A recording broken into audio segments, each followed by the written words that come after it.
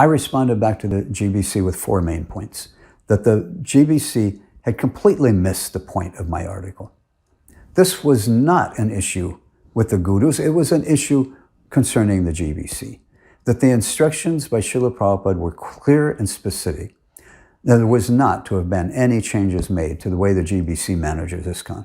But the fact that the GBC no longer performed these duties, that clearly is a very drastic and major change. I emphasize that until those changes are undone, that this leaves the GBC in a very weak and disobedient position. Until they restore the duties that Srila Prabhupada prescribed to them, they will remain in a compromised and disobedient position to Srila Prabhupada. Therefore, this had to be corrected. To reject the proposal to restore these duties is not a rejection of Amayatma's ideas, I wrote them, but it is a direct rejection of Srila Prabhupada's authority and his instructions to them, because it is Srila Prabhupada who instructed the GBC not to change the system he had given them, that he had spent 7 years putting into place.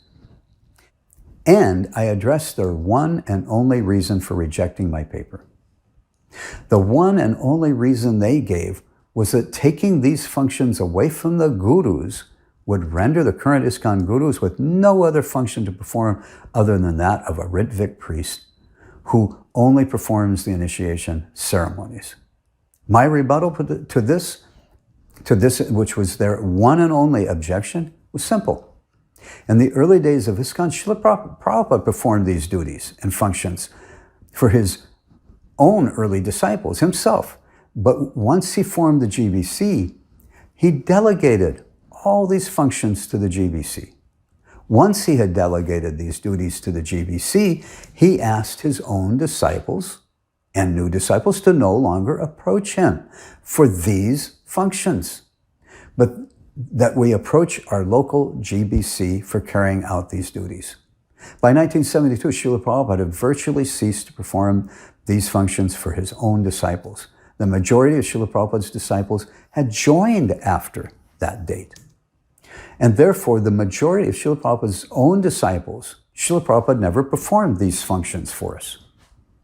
Yet this didn't diminish Srila Prabhupada's position as a bona fide guru. Srila Prabhupada hadn't become reduced to that of only a Ritvik priest just because he no longer performed these functions. In this way, I had defeated the GBC's one and only reason for rejecting my paper. So I humbly asked that they please reconsider the actual merits of my research and proposal. Aside from those main points, I asked the GBC if they should still find any issue and disagreement with my conclusions, to please engage with me in a deeper and more constructive dialogue toward reaching a mutual understanding.